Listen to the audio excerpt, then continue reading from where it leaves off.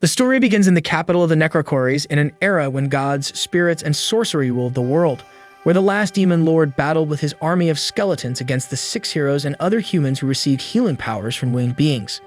After some time at war in the civil year of 447 of the Holy God, the demon lord realizes that he was being defeated after being reminded by his 2 subjects, a girl named Sherry and a wolf named Blackus, that all the other domains had already fallen, including the castle of Azra, the lord of the underworld, with that fortress being the only one left, the reason the 6 heroes were giving their all to make their domains fall.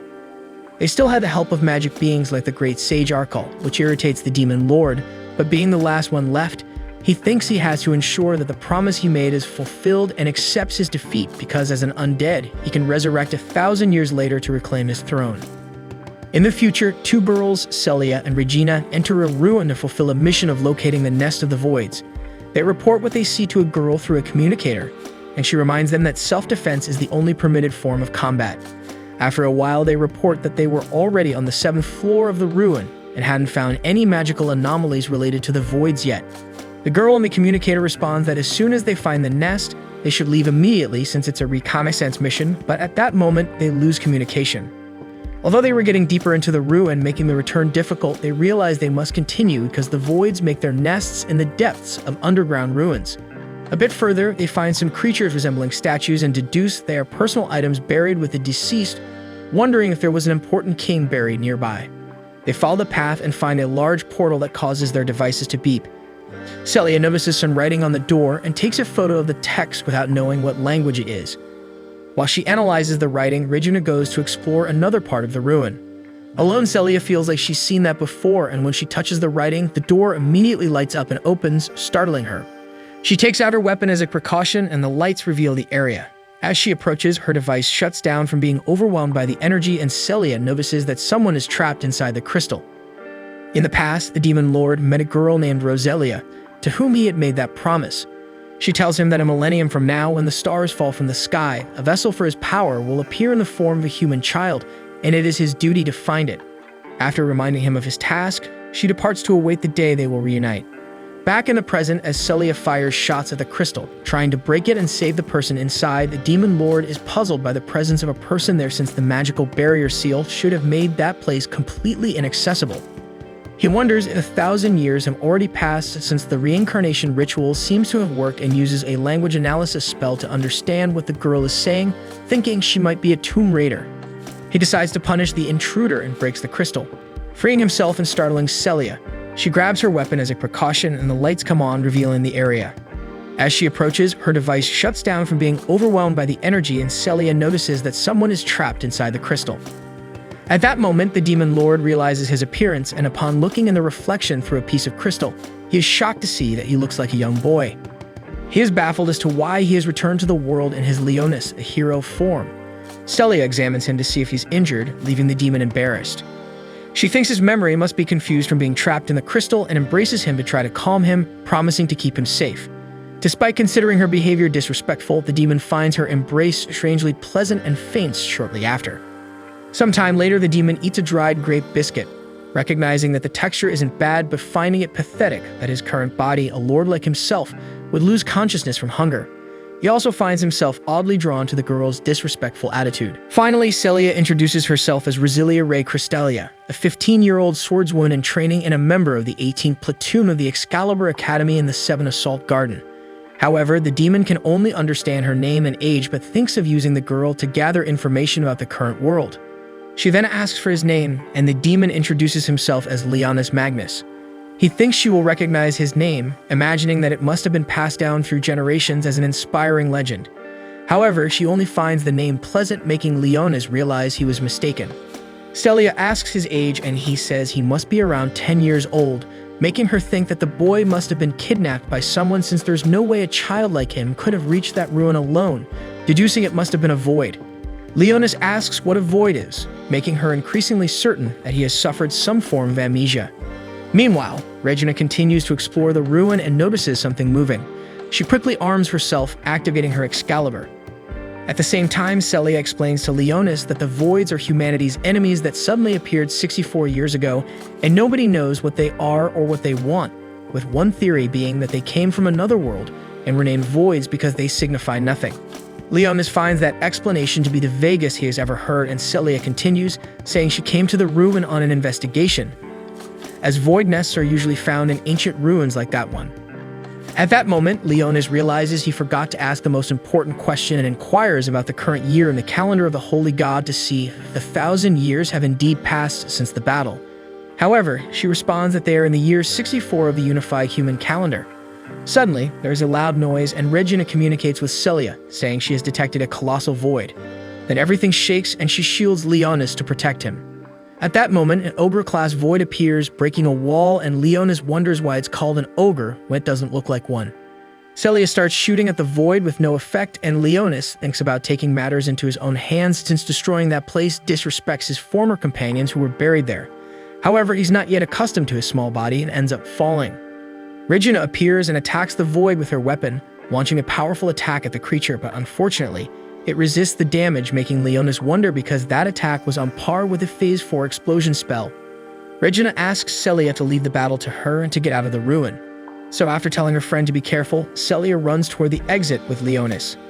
As she runs, he thinks that thanks to his current fragile body, he's not in a position to restore his former kingdom, and to make matters worse, the voids cause a lot of damage to his domain.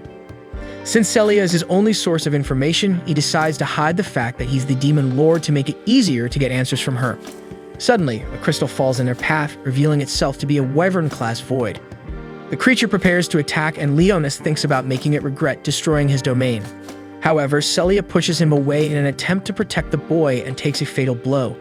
As Celia meets her end, she speaks with difficulty, telling Leonis to go to Regina so she can take him to safety, and apologizes for not being able to keep him safe as she promised. Those are her final words.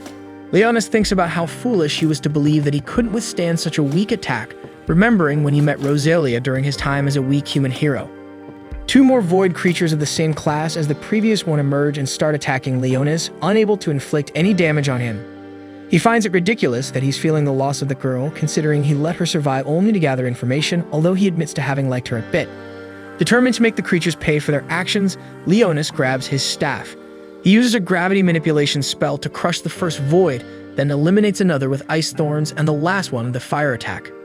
After defeating the three, he's puzzled that their bones resisted a Phase 8 spell, reflecting on how his magical powers are now only about a third as strong as before in his new body. Leonis contemplates that, as a demon lord, he shouldn't care about the life of a simple human. However, Celia gave her life to keep him safe, making him recognize the girl's courage. He attempts to use a healing spell, despite it not being his specialty, as it belongs to the realm of death. Slowly, Celia starts to heal, a symbol appearing on her leg and her eye turning red. She gradually returns to life, while Leonis thinks she won't be pleased when she discovers what he did to her. Meanwhile, Regina finally manages to defeat the ogre-class void and tries to communicate with Celia. Leonis is surprised by humans' ability to develop such complex magical technology as that long-distance communication device. Celia regains consciousness, relieved to see that Leonis is safe, which surprises him since she's more concerned about him than herself. However, she soon realizes she's still alive, and Leonis invents that her injuries weren't as severe as they seemed, explaining that he used a healing spell. Celia shows no knowledge of such spells. Leonis finds this strange but understands that humans unable to use spells rely on advanced magic. Celia then asks if the healing spell was some sort of Excalibur power, explaining that her academy documented cases of Excaliburs with healing abilities. Leonis says he doesn't know much about it, and Celia reveals that when the voids first appeared decades ago, mysterious abilities emerged in children everywhere. Most of these abilities took the form of weapons, powers they used to fight the voids, which is why they were called Excaliburs. She explains that despite not fully understanding how they worked, it seemed they incorporated the personality of their user. The weapon Drathowl is Regina's Excalibur, but Celia reveals she hasn't been blessed with her own Excalibur yet. At that moment, Regina appears, concerned about Celia's wound. Only then does Celia remember to ask Leonis about the void that attacked them. He invents that it cowered in fear and disappeared when he looked up, and Celia believes him because the voids often acted in ways they couldn't comprehend. Leaving the ruins, Celia briefs Regina on what she learned about the boy, and the three of them ride together on a motorcycle with Leonis sitting behind Celia. Regina finally introduces herself to him, explaining that she's Celia's maid. On the way, she begins teasing the boy, making Leonis uncomfortable with how a powerful undead king is being ridiculed by a simple girl. They finally arrive at a place that Celia explains is humanity's fortress, Built to resist the voids, the castle that houses various holy swordsmen and the blades they use for attack called the 7th Assault Garden. Seeing that fortress, Leonis has no doubt that he is indeed 1,000 years in the future. 6 years ago, in the 3rd Assault Garden Fortress, humans suffered a massive void attack. Some citizens, including the elderly and children, took refuge in a shelter, and Celia and Regina were among them. Both were terrified, but Celia tried to calm her friend by saying that her father was leading the battle directly, and she was sure they would win because he, along with her mother, siblings, and knights, had never lost a battle. However, as the situation grew scarier, they started chatting as a distraction. Celia mentioned that once everything was over, she would get her Excalibur to fight alongside her father, just like her brothers. She also said she would start attending the training school next week. She continued talking about the importance of acquiring knowledge and how her father gave her a stack of books. Despite her efforts, she felt she would age before finishing them all because there were so many. She also mentioned her mother planning a party on the day of her enrollment ceremony. As the situation worsened, Celia panicked, wanting to run to her family, but Regina held her and reassured her, making them go back to talking about the party, with Celia crying and promising that everything would be fine.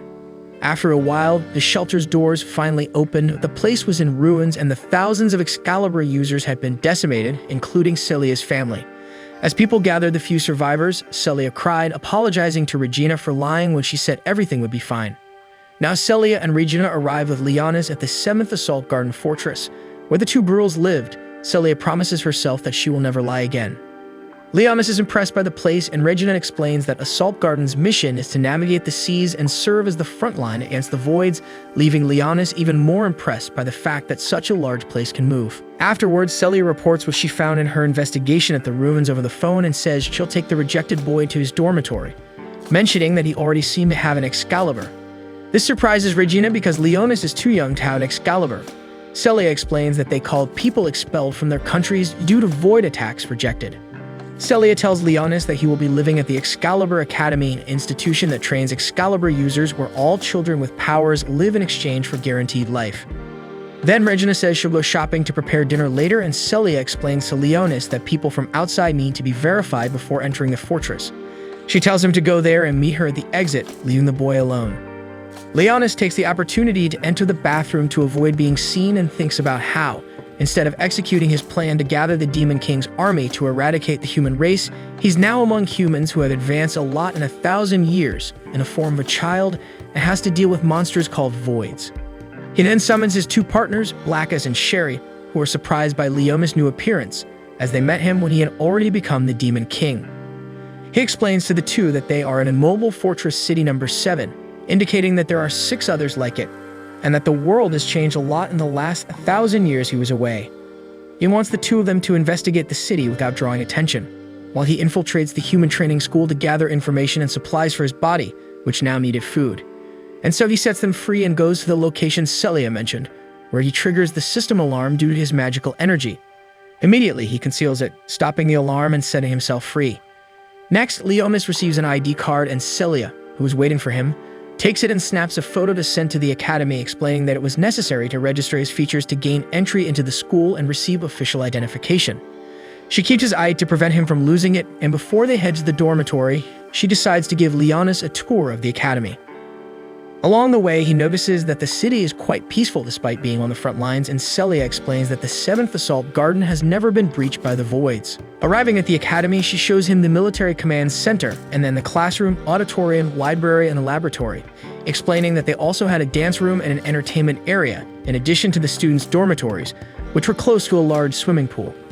Leonis asks why they have things like a dance room and a pool, and Celia explains that Excalibur is a weapon that originates from the heart of its user, and if the person is sad, they can't achieve its full power, which happened in the second fortress that only had military training facilities. She continues to introduce the academy, showing where his evaluation will take place the following day. Suddenly, she feels weak. Nearby, 2 students are practicing, and she remembers that after resting, she needs to train to acquire Excalibur as quickly as possible. They continue their path, passing by 2 girls, and Celia explains that they are near the female dormitory. Then, a guy named Musil Rhodes appears, and Leonis immediately senses that he and Celia don't get along. He notices her injury and taunts her, saying that she once again went on a mission beyond her capacity. Upon seeing Leonis, he laughs, mentioning that in addition to leading the rowdy group, she takes care of children. Celia explains that Leonis is an Excalibur user and Musil teases him as well, but Leonis decides to let it go because he doesn't want to draw attention.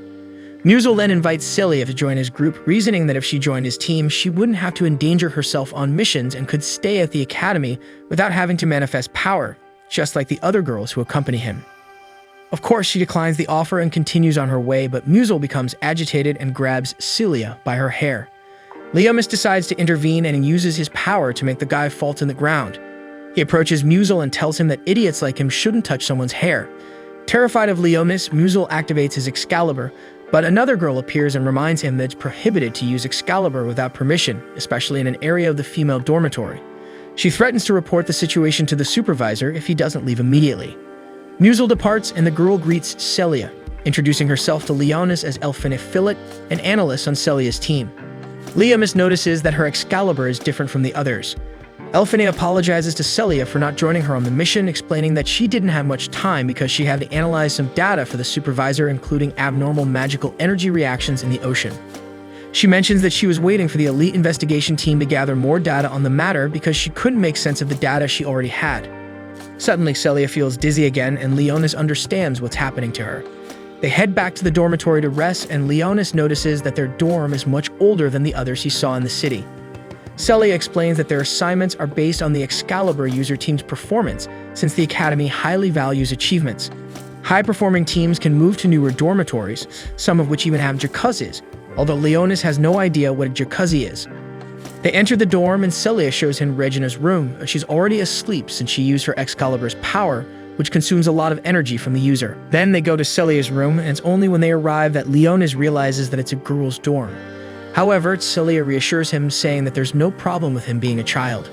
She asks him to take a shower first. While he's getting ready to shower, Celia asks if he'll want to join her team when the verification of his Excalibur is completed. However, when Leonis sneezes, she decides it's better to continue their conversation after the shower. As he turns on the shower, Leonis thinks that it must be some kind of water and fire magic to keep the water warm. He then starts soaping his hair, not having a clue about how it works. Shortly after, Celia enters the bathroom and tells him to use the shampoo on his head. This makes the boy quite nervous because she entered the bathroom without any notice, right when he was starting to relax in the shower. She helps him wash his hair and continues their conversation, emphasizing that he is free to choose any team he wants to join. She points out that his healing power is valuable and high-level teams will definitely be interested in recruiting him. She advises him to choose one of them since her team is not the best fit for him, given that she hasn't awakened her Excalibur's power yet. Nevertheless, she tells him that he's very welcome if he decides to be part of her team, even though she isn't the strongest. Leonis admires Celia's honesty and sense of justice, and he asks why she fights so hard when she has the option to seek protection without risking her life, especially since she hasn't awakened her Excalibur's power. She replies that she doesn't want to be merely protected, she wants to fight directly. At this moment, Celia starts feeling dizzy again and suddenly collapses. Leonis touches her leg, causing the same symbol to appear on her that appeared on him when he used his healing magic. This makes her eyes turn red, and with Leonis' assistance, she gets up and feeds on his blood. After coming to her senses, she's frightened and doesn't understand why she did that. Leonis explains that he lied when he said he healed her with his Excalibur's power, revealing that he can't bring someone back from the brink, meaning that the girl had actually passed away. 2 years ago, at the Excalibur Academy, Celia trained diligently in the sword technique she had learned from her brothers. It was something etched in her heart, and she hoped that her Excalibur would be a sword. By training in this technique, she aspired to awaken her Excalibur, as it was a power connected to the soul. During that time, Musil had already been bothering the girl, trying to convince Celia that training was futile, and that she should join his platoon. As usual, Celia declined his offer. Since Musil wouldn't take no for an answer, Regina stepped in, threatening him with her Excalibur, even though it was forbidden to use it without authorization. As Musil departed with his platoon, Regina told Celia that when she managed to awaken her Excalibur, cowards like him wouldn't bother her anymore. However, Celia revealed that she didn't desire the Excalibur for that reason. Currently, Celia woke up after a long period of being unconscious when she learned she was no longer alive. Upon seeing Leonis, she inquired about his true identity. Leonis explained that he was a sorcerer who had resurrected her. In his era, magic energy was used by people to cast spells. He clarified that he had brought her back not with the power of Excalibur, but with a level 10 spell. He informed her that she was now the strongest undead in the world, the queen of vampires, relying on blood to recharge her magical energy. Leonis noticed her sadness and apologized, explaining that it was the only way to save her. Celia then shared that when she was 9 years old, her homeland had been attacked by the Void, and she had lost her entire family. Her family, all Excalibur users, had fought to the end to protect the city. The catastrophic event was known as the Stampede, and after that day, she and Regina were taken to the academy because everyone expected Celia to be an Excalibur user like the rest of her family. However, since she couldn't awaken her power, she believed that if she faced a Void, her Excalibur would appear, so she started venturing on dangerous missions. Leonis understood Celia's frustration for not being able to awaken her Excalibur on her last mission. She then asked if she could still have her Excalibur as a vampire, and he replied that he didn't know but believed that she would become even stronger as an undead. Suddenly, the boy's stomach made a loud noise, and Celia realized he hadn't eaten since yesterday. They went to a restaurant, and there Celia asked if, as a vampire, she still needed to eat.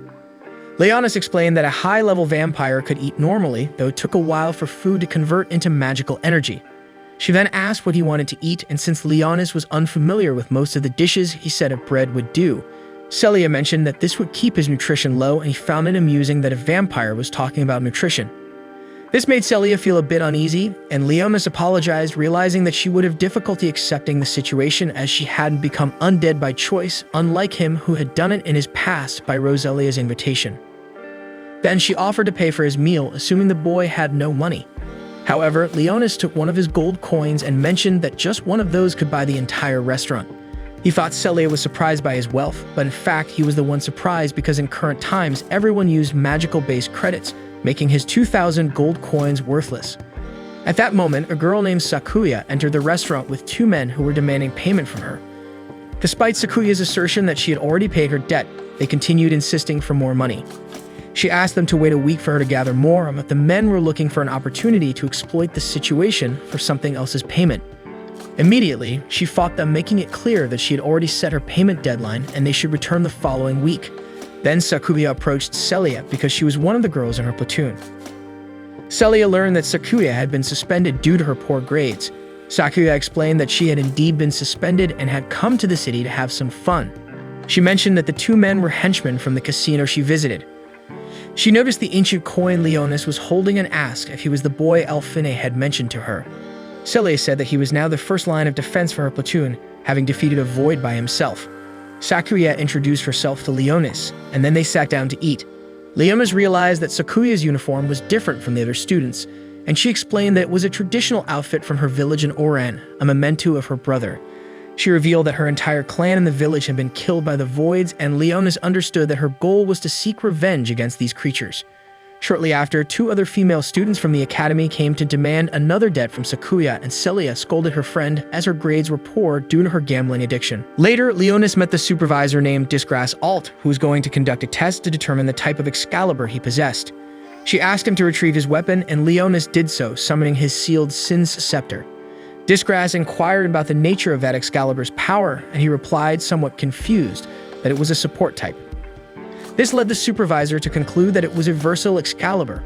Then Leonis noticed some robots in the area, and Celia explained that they were Void simulators that would battle him. The supervisor explained that as Leonis had a support weapon, he would need a partner on the front line. In a matter of seconds, Leonis disintegrated the metal of all the simulators, even though he had held back his power. Disgrace was perplexed by how he had accomplished this with his support Excalibur, and to cover up, he suggested he had struck a weakness in the robots. This drew the attention of the other students, and the supervisor decided to prepare a replacement for the simulators. Musil appeared and requested to be a replacement. As a level 1 Excalibur user, he had the right to assume that role. He took the weapons of the girls in his platoon as his Excalibur Dominion made the girls a part of his weapon. Leonis was fine with the arrangement and asked if it was just a matter of defeating Musil and the 4 girls to pass the test. However, Celia had no idea about her own power, so she requested the supervisor's permission to help him, as she was his guardian. Musil agreed, but on the condition that if she lost, she would have to join his platoon. Leonis accepted the condition as long as Musil never bothered Celia again if he lost. Musil agreed to the terms, and Celia questioned Leonis' decision, but he assured her that he wouldn't lose his guardian. The fight began, and Celia showed her sword skills, taking on the girls from Musil's platoon. He then ordered one of the girls to attack Leonis. He concentrated to control his power better, as this time he wasn't fighting against simulators. The demon summoned the Hand of Death from the realm of shadows to protect him from the girl's attack and immobilize her, causing her to fall. Meanwhile, the other girls continued attacking Celia, and she asked how long Musil would hide behind them. Regina rushed to the room where they were dueling, realizing it was the day of Leonis' test. She couldn't understand why Celia was fighting. After defeating all the girls in Musil's platoon, Celia faced Musil. However, he quickly used his Excalibur to dominate her. Celia was paralyzed and couldn't move, and Musil enjoyed the situation. He said he would deal with the boy first, and then attend to her. However, Celia's worry for Leonis led her to finally awaken her Excalibur, impressing everyone with her inherited sword from her family. Not only did she awaken, but she also broke free from Musil's domination. He was terrified, and before he could dominate her again, Celia shattered his Excalibur, freeing the 4 girls from his control. Defeated, Musil admitted his defeat, and Leonis passed his test despite having done very little in the duel. Later, Celia thanked Leonis, and he referred to her as his familiar again, telling her there was no need to thank him. Celia asked what a familiar was, and he explained that it was a protective creature for its master. She then said she would continue to protect him, finding the situation amusing. She then asked Leonis to make her even stronger, and he expressed his desire to do exactly that. Later, they all gathered to celebrate Celia's Excalibur awakening and Leonis' admission to the academy. Sakuya inquired about her weapon, and Celia explained it was a lightweight and sharp sword. This led everyone to suggest names for the Excalibur, but Celia preferred to choose one only when she fully mastered it. They then welcomed Leonis, who had become their new comrade. Sakuya asked in which room he would sleep, as all the rooms in the dormitory had been converted into storage. All 3 girls offered their rooms to Leonis, saying he could share the space with them. Celia desperately claimed he would stay in her room, as it would make it easier for both of them to keep their secret. However, she couldn't reveal the truth, so Leonis said it made sense for him to stay with her because she had found him and she was his guardian. Everyone understood the reason. Later, Leonis went to Elfina's room for her to record his biometric data in the academy. There, she explained that her Excalibur was used to observe and analyze data, although it had once been used for combat. She mentioned that after losing her 2 companions to a void on a mission, her Excalibur lost its original power, and because she couldn't fight anymore, Celia invited her to join her platoon. At that moment, she finished registering Leonis, and he noticed a map on the computer. He asked to take a look, so she made a backup for him, and he analyzed the map in his room while Celia took her shower. With the map, Leonis realized a connection between the voids and the battlefield where his fleet and the Great Sage had fought. He then called for Blackus to retrieve all the information he had gathered so far. Blackus informed him that in the underground of that floating island, there was a large magical crystal buried, which humans called the Magic Forge, and used it to power the entire city. Leonis thought of using this technology to their advantage and asked Blackus to continue his investigation. Then Sherry appeared and showed him a food item called a donut. She had various types of food they didn't know about to show to Leonis. However, she mentioned that from what she could see, no one knew about the Demon King or the War of 1,000 years ago. Leonis had suspected as much, but it seemed strange that such a significant war had been forgotten. At that moment, Sherry heard the shower and asked if Leonis had really turned Celia into a familiar displaying jealousy. Suddenly, Celia turned off the shower and Sherry quickly left. Nearby, some men explored the ocean and reported that they hadn't found any signs of the void so far.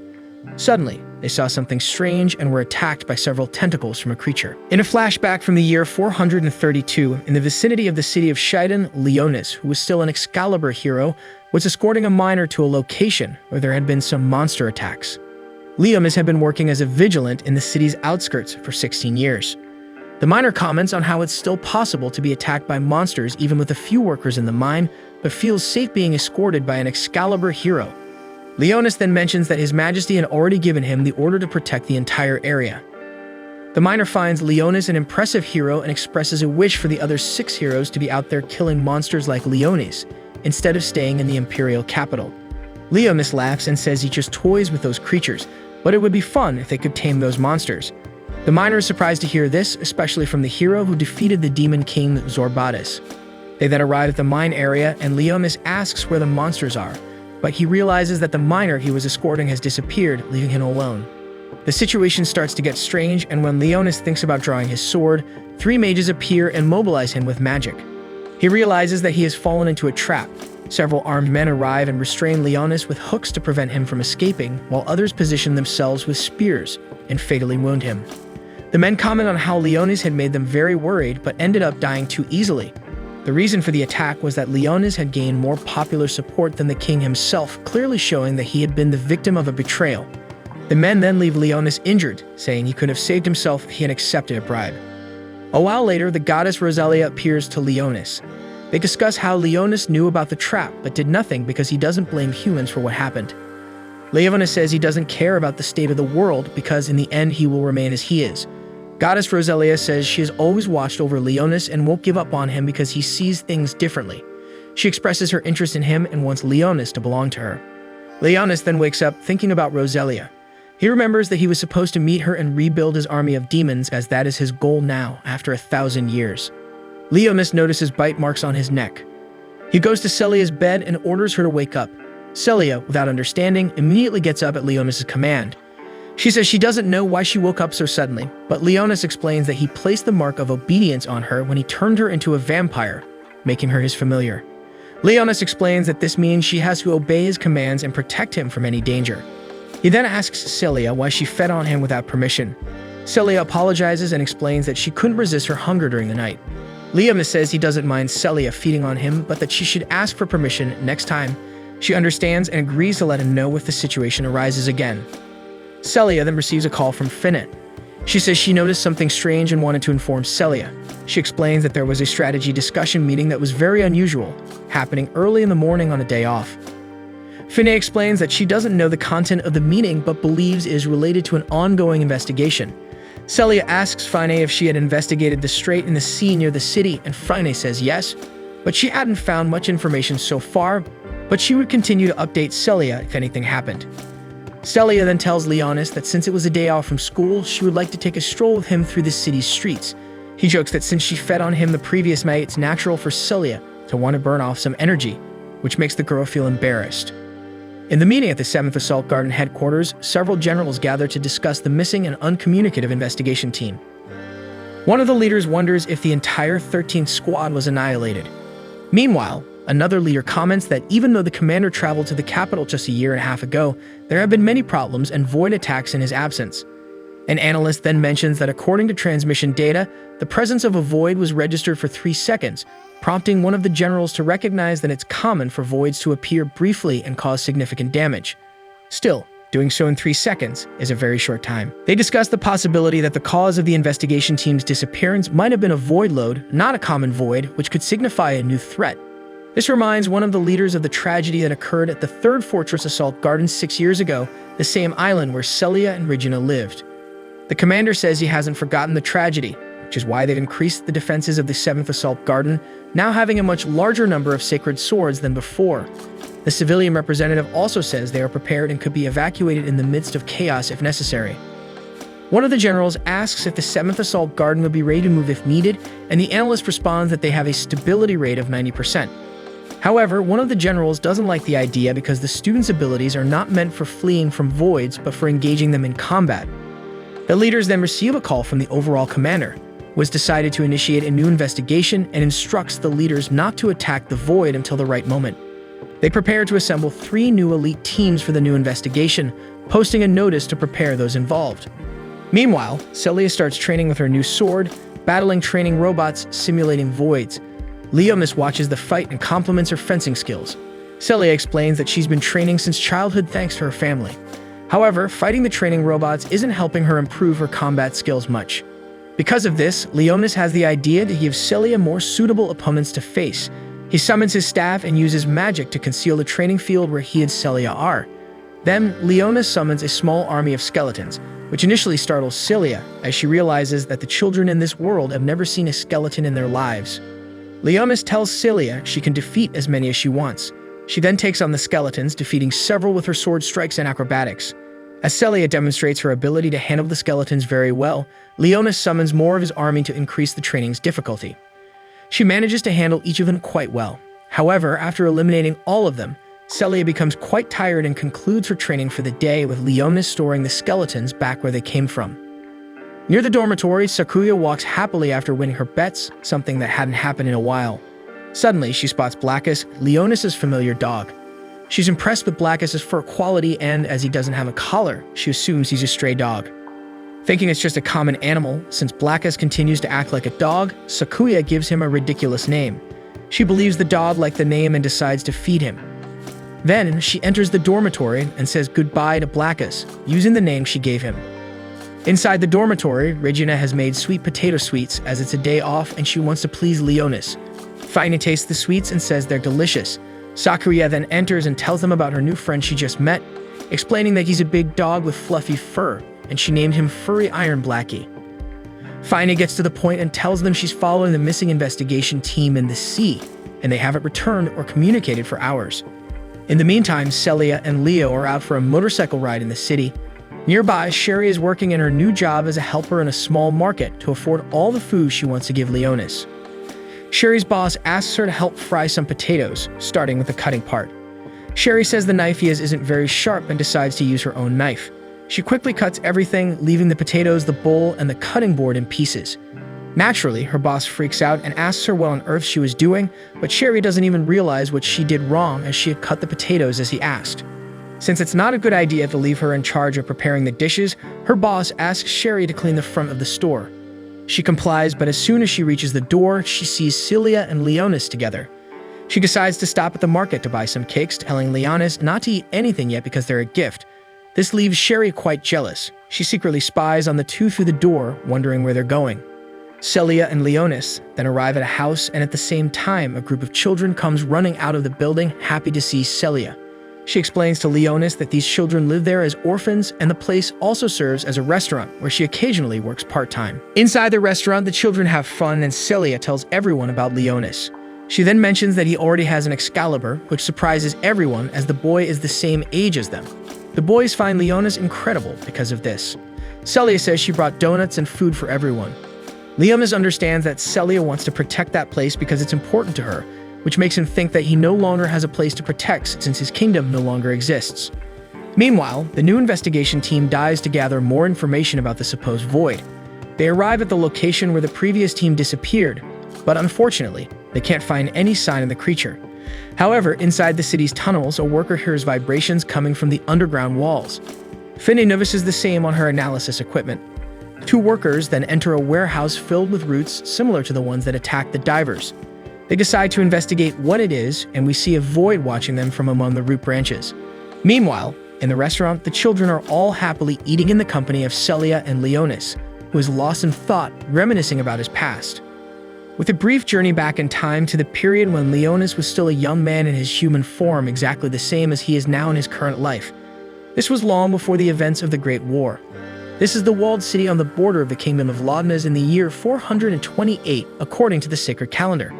And right from the start, these buddies with a trollish look are invading the walled city, bringing a lot of panic and fear to all the people in the city. These guys are quite large. You can see that the houses seem to become small compared to their size. And from a safe distance, there's Leonis with all his youth, along with two other heroes of that time.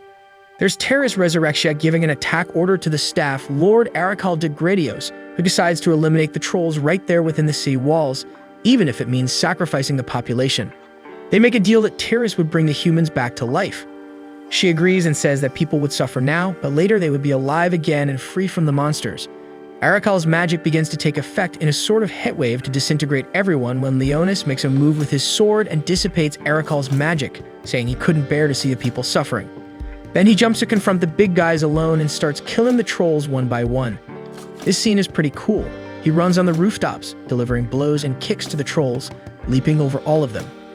Roselia heals him and fills him with skills, preparing the boy for his future mission. His strength truly impresses everyone, and he takes the opportunity to show off as a hero to the population he just saved. The wizard seemed surprised and at the same time had that touch of envy and named him the hero of the sacred sword, prophesying that all of Leonis' power would bring a tragic fate to himself. Then back to the present day, the strange void that had appeared in the underground structures of the 7th Garden of Assault makes its first movements. In the administrative sector of the fortress, where they command and monitor everything, they keep track of the voids for the safety of the area.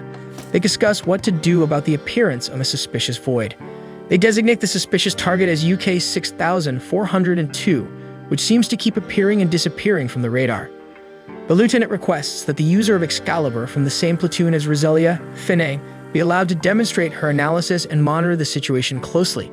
The directors are surprised to learn that the girl is a member of an influential family in the decision-making for fortress weapons development. Finney shows the analyses she made of some vibrations coming from underground, and through wave measurements and comparisons of different times and locations, reveals to the commanders that there are disturbances occurring in the vicinity, and everything suggests it is indeed a void. The commanders become nervous, questioning how it managed to enter through the underground. The technical engineers report that there are some possible entry points, but the data in the underground corridors are correct. There is indeed a presence that went unnoticed by the alarm devices. For some reason, they were not triggered. Finney explains that it might be a very clever void that purposefully reduces its energy to remain silent and inconspicuous. And it doesn't take long before the alarm goes off, indicating danger in the area.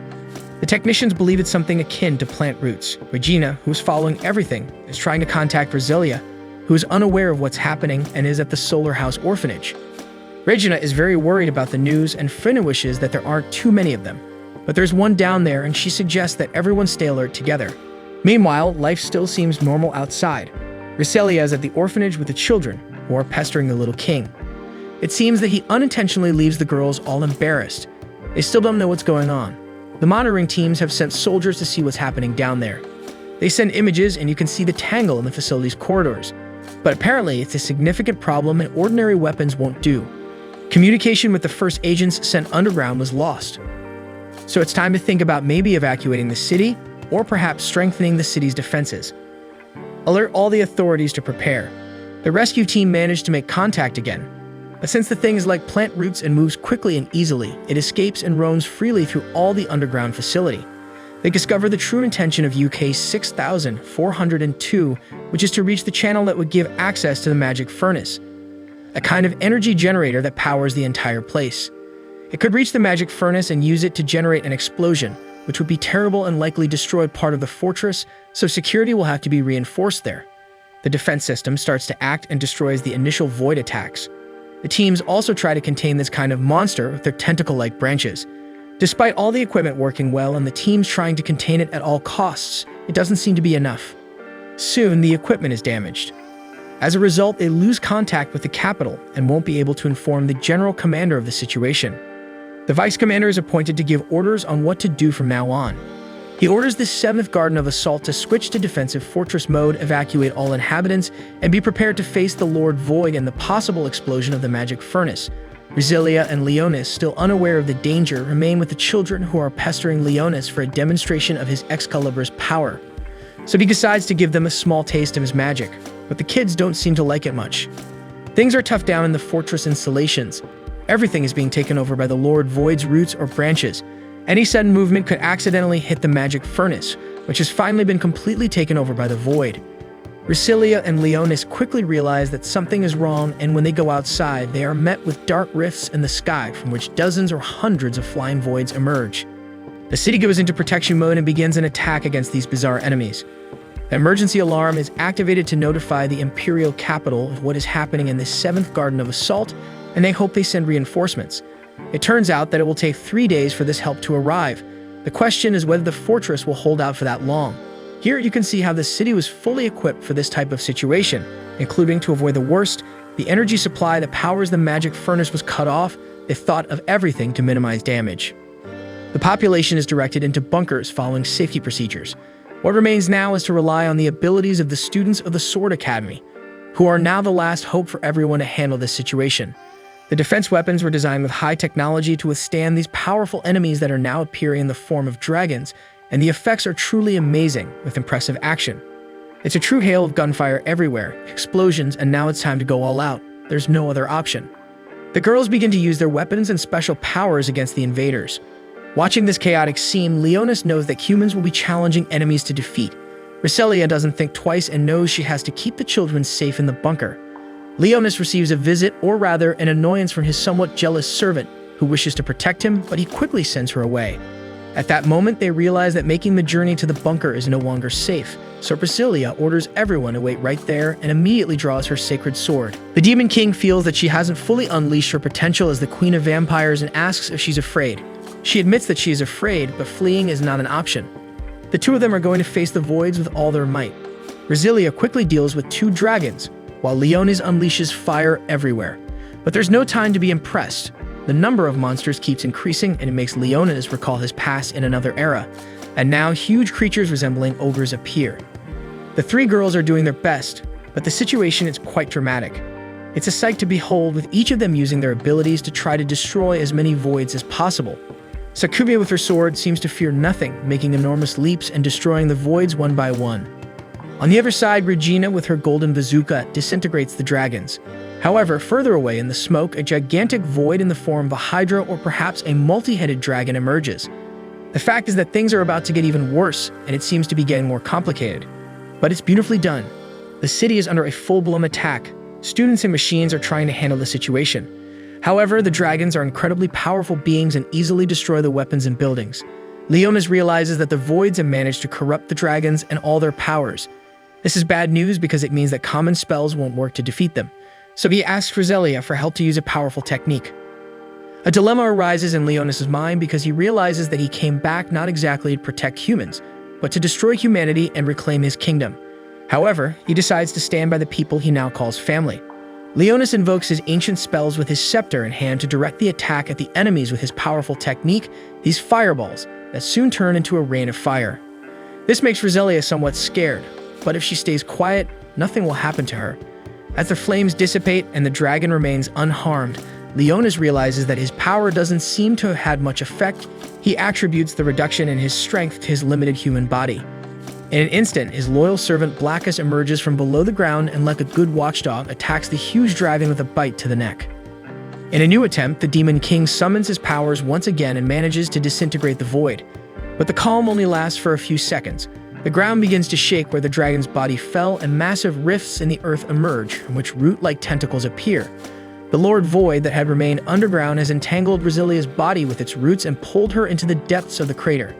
Quickly, the creature takes shape and calls Leonis by his name, who at first is surprised but soon realizes that it's an old acquaintance, Arachal de Gradios. In the year 434 of the Holy Calendar, in the capital of the undead realm Necrozoa, Leonis steps into his ancient castle. He appears a bit older compared to other flashbacks, with half of his face dominated by his undead form. Leonis has just returned from a battle and finds Roselia at her altar.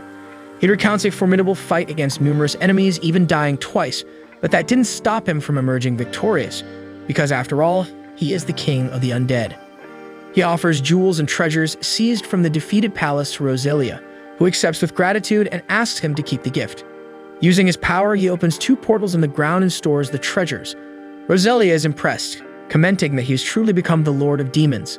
Leonis reveals that, besides developing a variety of powerful spells, he has also made a new friend, a noble from the Shadow Kingdom named Prince of Shadows Blackus.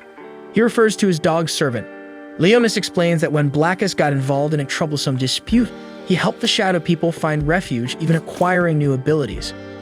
Roselia expresses her desire to give him a gift in celebration of his victory. She reveals Leonis' old sacred sword. However, this sword is no longer suitable for him, as Roselia transformed it into the demon's sword. To wield this sword, Leonis must fulfill a condition he already knows. Returning to the present time, Leonis faces the Lord of the Void, whom he recognizes as his enemy from 1,000 years ago, Arachal. He didn't expect this encounter after so long. The Lord of the Void is about to generate more void, and Leonis understands that he is responsible for the stampedes Celia had mentioned earlier. So Leonis grabs his staff and unleashes a fire spell on Arachal.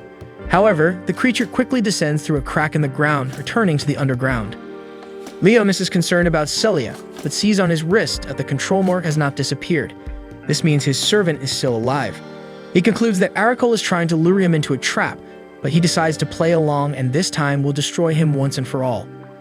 Blackus emerges from the shadows and recognizes that the enemy from 1,000 years ago has returned, but this time very different, as he seems to have become the leader of the Voids. Moreover, Arachal's resurrection also means that Roselia should be alive somewhere. They look back and notice the children in front of the orphanage watching. Despite being exposed to the danger of monsters, they observe Leonis awaiting some action. He is used to being watched due to his powers that always scare people even when he was still a human hero. The children thank Leonis for protection, saying they are fine now and ask him to rescue Celia. He is surprised because they are not afraid or repulsed. Instead, they rely on his help. So he promises everyone that he will bring Celia back safely. Leonis invokes an 8th level containment spell, creating a magical protection barrier around the orphanage. Additionally, he summons his cursed elite warriors, 2 skull guards stationed outside to defend the building.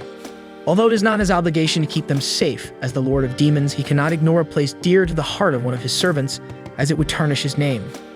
Blackus offers some food he found near the residence. The dog explains that a human gave it to him after he allowed her to stroke his fur. Leonis is hungry, so he takes some to eat. The two find Celia's transmitter earring lying on the ground. Elfin's voice calling for Celia can be heard. On the other side of the city, Sakuria fights against the Hydra-class Void. She cuts off one of the Hydra's heads with her Rage and Mortal Cut. Regina also hits the creature with shots from her sacred sword. Meanwhile, other Ogre-class Voids appear for the battle. Elfine asks for help through the transmitter earring, as they are at a disadvantage. Leonis answers and explains that Celia was kidnapped by the Voids. He asks Elfine to find Celia's location with her tracking abilities. She urges him not to do it, as it is too dangerous to go alone, but Leonis responds that there is no time. So using one of the orbs of her sacred sword, Elfine scans the area and tries to trace Celia's biological signature. She discovers that her friend is trapped in the energy plant block. Distracted, Elfine is about to be hit by one of the Hydra's heads, but suddenly, Sherry saves her with a whip. Underground, Blackus and Leonis run toward the power plant. The dog asks about Sherry, and Leonis explains that he instructed her to save the humans with her abilities because before being employed, she was an assassin, so she shouldn't have problems with monsters. Blackus questions why care for humans when they are about to face one of their 6 heroes. Leonis replies that Elfina's abilities are quite useful and Regina is the servant of his servant. Blackus still doesn't understand the reason for the barrier at the orphanage, and Leonis finally confesses that he has developed an affection for humans. They continue on the path and finally encounter the Lord of the Voids at the energy crystal. Leonis is determined to get his servant back. He then invokes a fire spell and hits Arikal, burning the extent of his branches.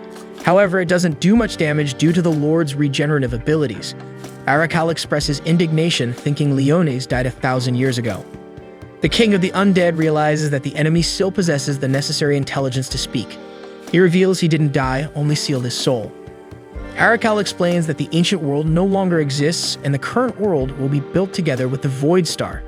Leonis asks what the Void Star is, and Arikal only replies that he was chosen to bring good news. Then various voids emerge from the Lord's branches, and Leonis realizes that Arikal assimilated the priests of the Sacred Order. Meanwhile, inside, Celia is trapped, tied by branches all over her body. Leonis communicates with Celia, letting her know he came to save her. Arikal attacks Leonis with his branches, and the boy tries to dodge. Arikal approaches and uses his magic to launch several crystals that cut some of the Lord's branches.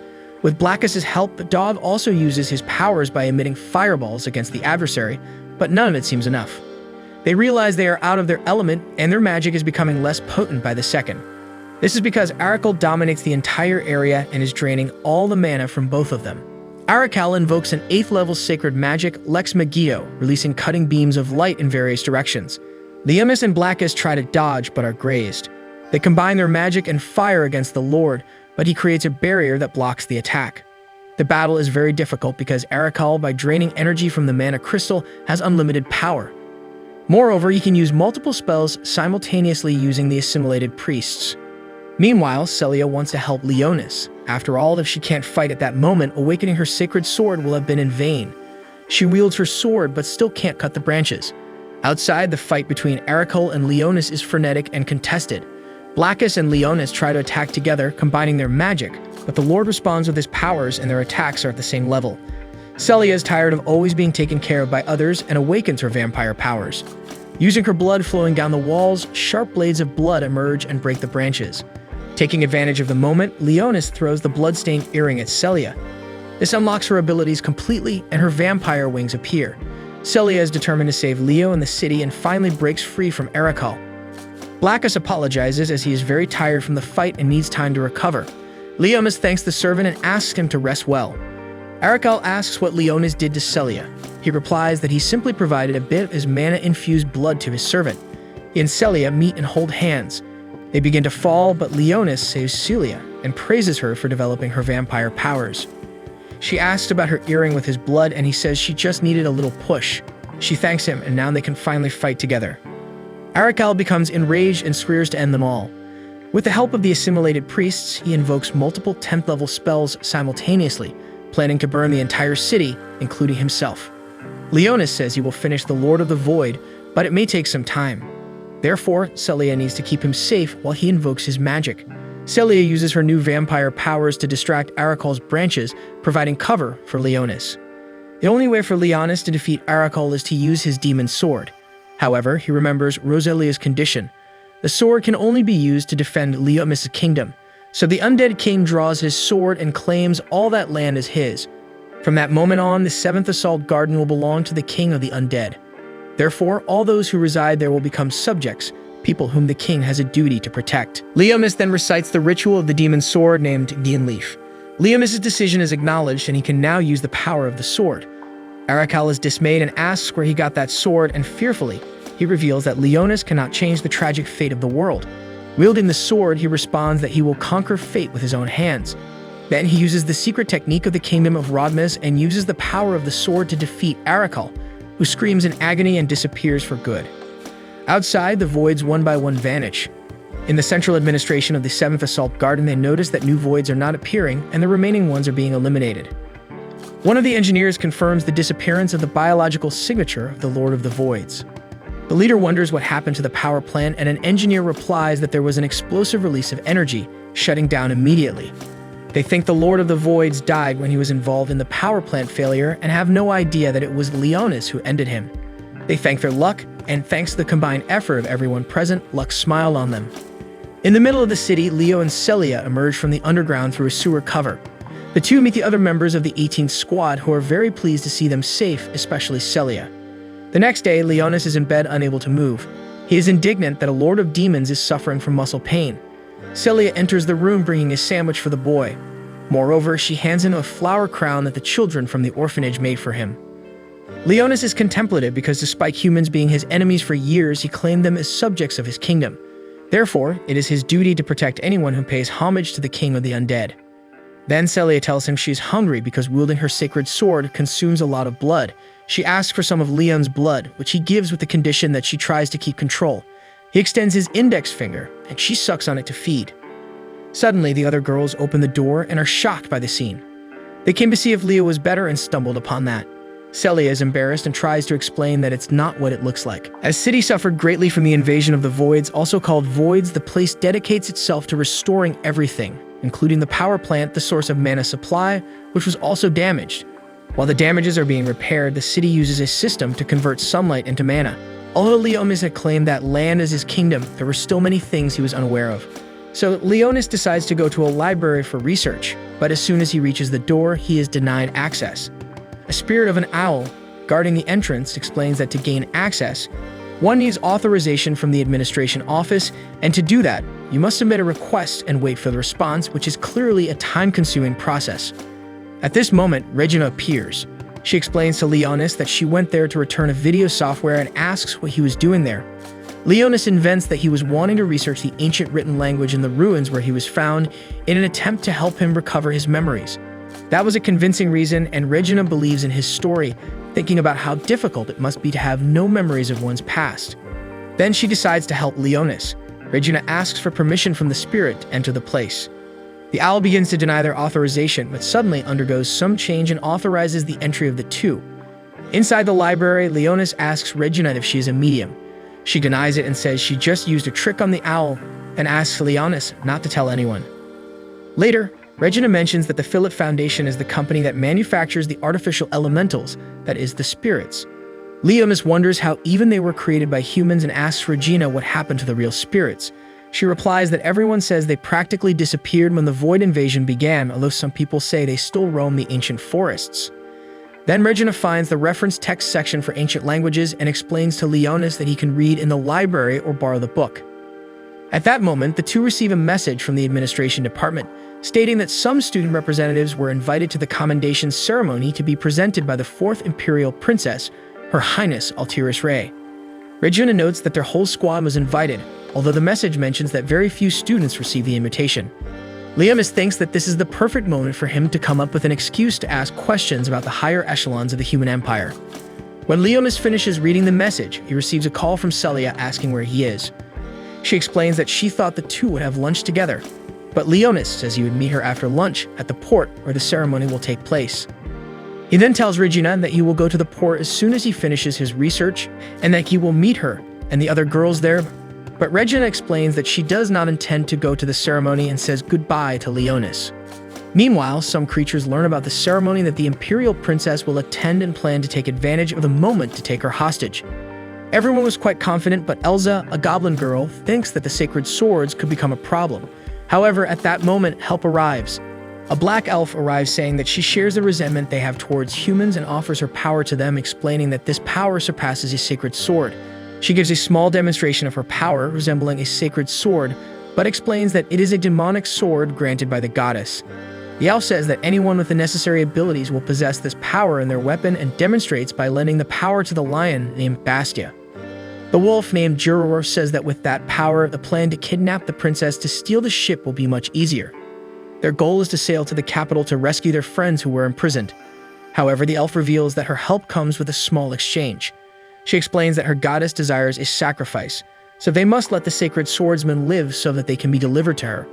Everyone agrees to the deal, and finally the elf introduces herself. Her name is Sharnak, the Witch of the Eternal Forest. Later, Leonis goes to the port and sees the ship where the ceremony will take place. He thinks that after restoring his demonic army, he can acquire 2 or 3 ships like that. While the ceremony has not started, Leonis decides to buy a gift for Celia. He looks at some jewelry, and the seller shows a bracelet made by an elf in the conservation wing. Leonis is surprised to learn that there are elven members in the city, and the seller explains that in the half-human wing, elves, werewolves, lions, and many other races live. After that, Princess Altiris Ray appears and waves to the population, leaning on the edge. One of her subjects explains that it makes it difficult to keep her safe. The princess apologizes and explains that she leaned to look for someone. Nearby, Reginald looks at Altiris Ray through binoculars.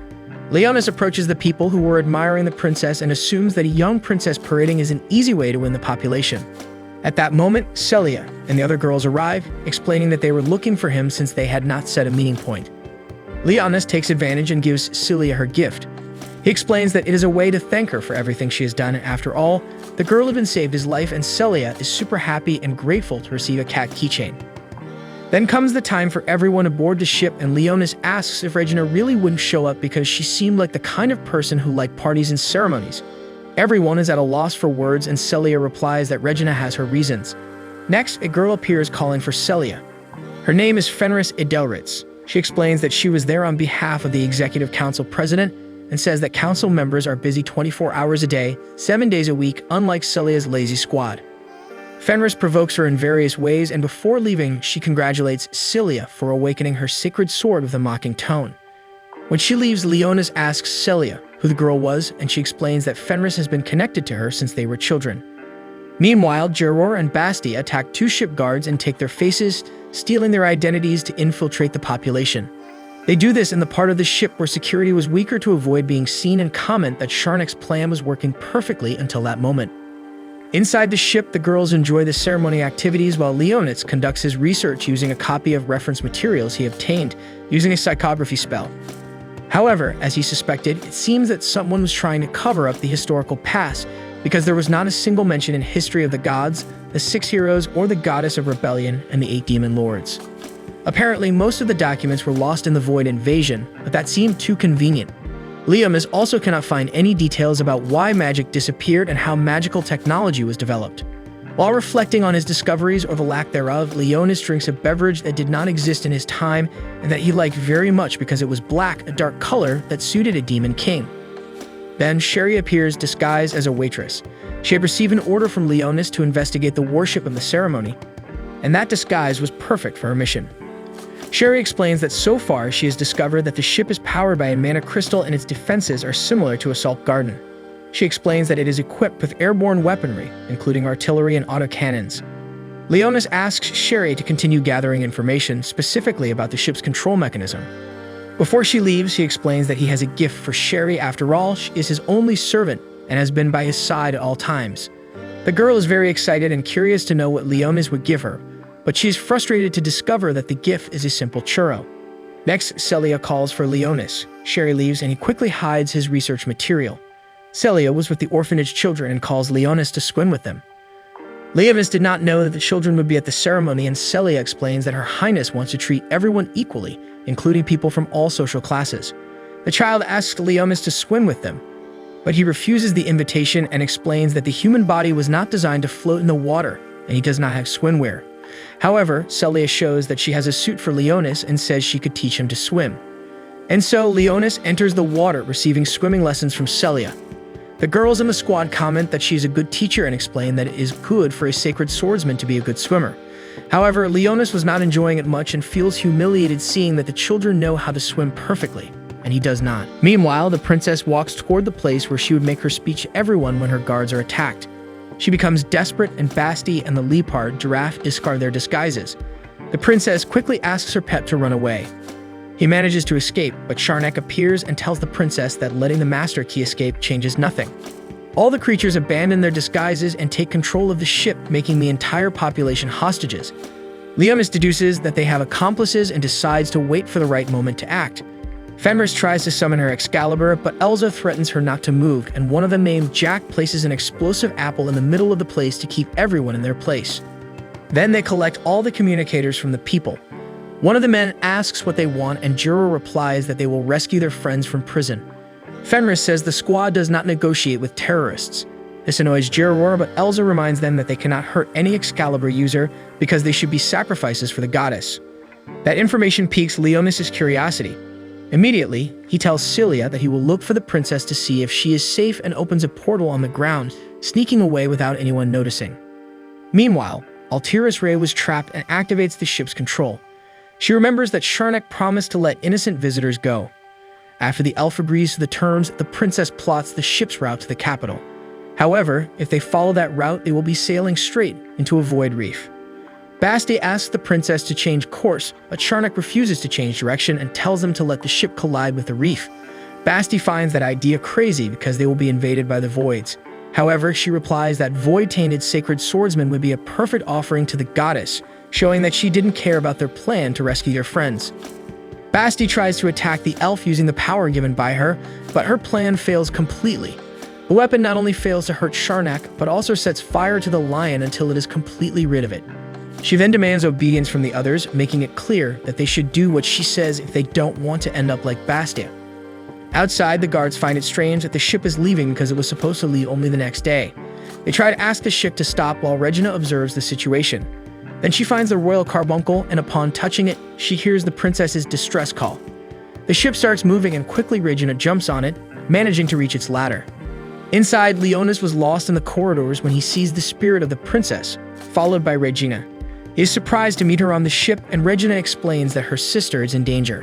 In a flashback, it's told that on the night Regina was born, a red star shone. It's called Scarlet Calamity and is a symbol of disaster. Therefore, it was a rule that while the star was visible, the royal family's child had to be considered unborn. The king then decided to end the baby who was supposed to be the fourth princess. However, Minister Cristelia learned of the fact and managed to convince the king to only pretend to abandon the baby in the forest so that a relative of his, Mr. Edward, could safely take the baby to his home. Edward and his wife also had a daughter, Celia, and they accepted the rejected princess as their adopted daughter. Thus, Regina grew up having to hide her true identity and became Celia's personal servant. She tells her story to Leonis and says that her true name is Regina Ray, but only the members of Division 18 know about her past. She explains that she went to the ceremony thinking she could see her sister when she encountered the spirit, a member of the royal family, beings endowed with power like spiritual princesses, capable of taking control of the ship. Leonis then explains that the princess was kidnapped by demons, and they also took control of the ballroom, where Celia and the others were looking for an opportunity to escape. So they decide to go in search of the princess to save her, and Regina lets the spirit guide them on the way. Meanwhile, in the ballroom, people were still being held hostage, and Excalibur users couldn't use any weapons, thanks to the demon's bomb placed among the civilians. However, Elphine reveals to Celia that she managed to analyze the bomb's strength thanks to her hidden Excalibur behind the chandelier. She became interested in the ship and directed her Excalibur even before the party started, so none of the enemies noticed her presence. Elphine explains that she realized for the bomb to be activated, Jack had to send a detonation signal through the scepter in his hand, meaning if the signal is blocked, they won't be able to activate the bomb. But the girl tells Celia that her Excalibur can do that for only a second, so she will need help. Celia then thinks of the best way to act, and as she couldn't use her holy sword, decides to use her vampire power. Meanwhile, Regina and Leonis arrive at the ship's cockpit, but the princess was not in any part and the ship's functions were deactivated. Regina thinks that if she could hear the princess one more time, she could know where she is. Leonis then suggests that she should call the princess through the spirit, as Regina, being a member of the royal family, could do that. She says that it's not a good idea because if she does that, her identity could be revealed. However, Leonis reminds her that it's not important at the moment because the priority is to save her sister. Regina realizes that Leonis is right and comments that he is acting like an adult despite his young age. She then manages to communicate with the princess, who wonders how someone could be speaking through the spirit of the royal family. Regina thinks it's better not to reveal her identity and focuses on finding out where the princess is. The girl explains that she is being taken by the demons to the command deck but asks Regina not to worry about her safety and prioritize the ship because the route was directed to the Void's abyss. The princess then explains that Regina should go to the lowest floor to connect the control with the spirit Carbund so they can redirect the ship. She then gives Regina the access code to have everything she needs to fulfill the objective. She then updates Leonis on the current situation, and he decides to save the princess while Regina takes control of the ship. She says that it's very dangerous to do the rescue alone, but Leonis demonstrates his power, making Regina trust in his ability to rescue her sister. Back in the ballroom, Celia controls her blood to reach Jack and asks Elfine to wait for the right moment to attack. However, Fenris couldn't stay quiet and starts asking the creatures to at least let the children go in the lifeboats because the automatic control will take them safely to the city. Juror gets irritated with his request and threatens to attack the girl, but Elsa reminds them that they can't eliminate any of the users of the Holy Sword. However, Juror thinks that losing one or two of them won't be a problem. Suddenly, a plate breaks. Sakuya was calmly getting some food from the ceremony. Juror finds it odd that she's free, and the girl explains that the ropes were hindering her from eating. Elsa notices the clothes Sakuya was wearing and recognizes that she is a warrior, making the demons understand that the girl belongs to the clan known for not loving their own lives and hunting voids mercilessly. Sakuya then challenges Juror to a duel, seeming to enjoy the situation. Fenris questions, saying the wolf should fight her. Juror accepts the challenge and tries to attack the girl, but Fenris dodges the blows and throws him to the ground. Realizing he was stuck, Juror yells for Jack to activate the bomb. Quickly, Elfine blocks the demon's scepter with her Excalibur, and then Celia uses her blood to cut Jack's scepter into pieces. Elsa thinks about acting, but Sakuya is faster and knocks her out. Then Fenris activates her Excalibur, summoning several small creatures that attack Juror while Celia finishes off Jack's scepter, making the bomb disintegrate. And so the girls regain control of the ship and imprison the demons. They grab their equipment, and Celia tries to communicate with Leonis, but doesn't get a response. At that moment, they notice that the ship was entering the Void's abyss. The creatures begin to climb on the ship, and everyone prepares to fight and protect the civilians. After a few attempts, one of the Voids manages to break the glass of the ballroom, and all the creatures invade the place, starting a fight. Celia helps protect the place when suddenly she hears Leonis' voice. He explains that he is communicating through the cat accessory he gave her, and says that now that she is his right hand, she must get used to such things. He then asked about the situation in the ballroom, and Celia explains that she and the girls have already defeated the demons and regained control of the situation, but now the ship was being invaded by the Voids. Leonis knew about the invasion because he was outside attacking the creatures that appeared in front of him. He explains to Celia that Regina is going to the top floor to regain control of the ship and asks her to go help. At that moment, Leonis sees the princess being taken by the elf, Sharnak, to an aircraft. The princess asks where they were taking her, and Sharnak says that there is a group interested in the power of the spirit, and she will be a plaything for those sadistic people. Meanwhile, Regina faces all the voids in her path so that she can reach the control room when Celia appears with the other girls to help. After defeating all the voids nearby, an even larger creature appears called Brain Eater. The girls realize that this void is more powerful than the others and start planning an attack, but Sakuya asks to handle it alone while the others protect the civilians. They leave Sakuya as she requested, and the girl summons a power from her sword called Dark Lightning. Meanwhile, Regina reaches the top floor with Celia's help. She enters the access code, which is basically Scarlet Calamity, the name of the red star that, according to the princess, she must remember. And so, through the spirit, Regina manages to redirect the ship away from the voids. Outside, Sharnak prepares to escape with the princess, leaving the leopard behind. He pleads for help but is attacked by the voids behind him. The princess then sees that the ship was changing course and is relieved to know that the girl who communicated with her through the spirit managed to save the people. The helicopter starts flying, but before it could leave, Leonis' power pulls the aircraft down. Meanwhile, in the ballroom, Elfine and Fenris face the voids to protect the civilians, but there were more creatures than the two could handle. However, just when the situation tightens, Sherry appears and easily defeats the voids, disappearing afterwards with her teleportation. Meanwhile, Sakuya finishes dealing with the void in the ship's corridor, and Leonis talks to Sharnak. He tells her that he is the Demon King, but she gets irritated with a child like him mentioning the name of her king, not believing what Leonis says. She tries to cast a spell, but it is blocked, and Leonis explains that it is a basic magic he developed himself, so he couldn't attack his own creator. Leonis attacks the elf and asks what her true goal was. She says she wants to eliminate the Excalibur users and create the demon's sword because it is the will of the goddesses. He then asks who the goddess she is mentioning is, but before Sharnak could answer, her body is taken over by a void. Leonis recognizes the creature as the Demon King's killer weapon, an exterminating sword called Zolgstar Mezekis, which succumbed to madness and turned into a Void Lord. Leonis launches an attack, but the creature is resistant to magic and continued with this ability even after becoming a Void Lord. The Void uses space teleportation and tries to hit Leonis, who has to protect himself and at the same time protect the princess. Fortunately, Regina sees the boy's situation through a camera and uses the ship's control to activate her defense equipment. The weapons quickly destroy all the voids and then focus all the ship's force on the Void Lord.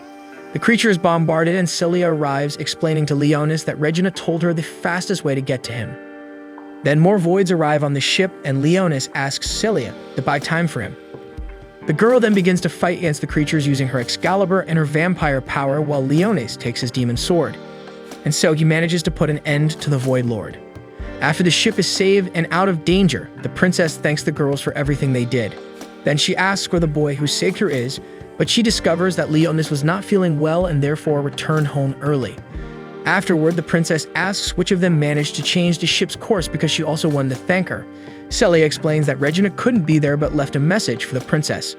The girl then conveys Regina's message, saying that she is very happy that the princess is safe and wishes her all the best. In his room, Leonis complains about the pain in his body and regrets not having obtained information about the goddess that the elf mentioned. At that moment, Regina appears and says that she made an apple pie for him to eat. Leonis questions, saying that he can eat alone, but Regina says that she just wanted to pamper the boy a little. He then asks if she was sure she didn't want to find her sister, and Regina says yes, because she at least managed to talk to her a bit through the spirit and thanks Leonis for the help. In a vast forest covered by several domes, a group of bandits is in a bunker, fleeing toward the port. However, soldiers from the Empire who were chasing them capture the gang, accusing them of being accomplices to extremists since they kidnapped the ship and the princess. Before the bandits can react, a soldier warns them that they would be no match for the power of Excalibur. Then a mysterious figure appears, petrifying all the soldiers, after demonstrating immense power. Compelling the terrorists to kneel with the demon's eye, the group of bandits surrenders to such force. The figure introduces itself as Zorbatis, the Demon King, the true ruler of the world, and forces the gang to serve him. The gang's leader reveals that they are the remnants of the Severan Wolves and swear allegiance to Zorbatis. The Demon King opens a magical underground portal, invisible to humans, and orders the group to use it as their headquarters, instructing them to cease fighting against the Empire. Comically, Zorbatis' cell phone rings, and upon answering, a woman seems to argue with him about something. Embarrassed, he hangs up the phone, forces an evil laugh, and disappears through a portal. In her room, Celia wakes up and notices that birds are gathering around her more and more. She recalls Leonis saying once that nocturnal animals like to gather around a vampire. She leaves the room in search of Leonis but encounters Sherry. She rubs her eyes and the other girl simply disappears, leading Celia to realize that there's no one else in the room. She calls the boy and scolds him for disappearing, but he hangs up on her. She says she'll take a shower and then go in search of her friend. While she showers, Leonis returns to his room in his Zombatis costume and complains that his family members are getting a bit too possessive, and that call almost robbed him of his dignity. Despite the blunder, Leonis managed to accomplish his mission, which was to control the radical agent survivors. He plans to use the gang as a foundation for the revival of the demonic army. Leonis enters Celia's room without knocking and faces the girl changing, making him turn away immediately and apologize. Regina arrives with breakfast and upon seeing the scene, asks if she's interrupting something. Embarrassed, both answer negatively. Having breakfast, Celia advises Leonis to eat vegetables to stay healthy, but the boy says he'll eat later. He thinks to himself that the dead don't care about health, but quickly assumes it's a plan of the girl to thin his blood, making it easier to be sucked later. Regina sees a bird passing by the window and asks if she can shoo them away, making a gun sign with her hands. Celia replies that she wouldn't like that because they are cute, but Regina complains that this house already has a reputation for being haunted enough. She's heard stories from the dormitory about a big black dog and a ghost girl wandering around. Celia says she saw that girl, and she wore a maid outfit, had short hair, and was looking for Leonis. Leonis realizes what they were talking about and chokes, trying to avoid the subject, saying that Celia must have been mistaken. Inside, he complains to Sherry for being so careless. Speaking of which, Celia asks where Leonis was, and he invents that he was training for today's combat training. Regina praises the boy's false motivation, and he finishes by saying that he wants to give his best to help Celia, making the girl embarrassed by his words. Regina says that the Fenris platoon is strong, but she stayed up all night plotting the strategy, so they need to win and climb the ranks. Celia is motivated because this will be her first combat after receiving her Excalibur. In the combat training, Celia and Leonis advance on the enemy territory but are shot with arrows. Leonis manages to stop the arrows with his magic, and Celia cuts one of the enemy flags, earning applause from the arena audience for the Peloton 18's achievement. Celia warns Regina that an enemy is approaching Flag 3. Regina is in ambush in a tree and tries to hit the target but misses the shots.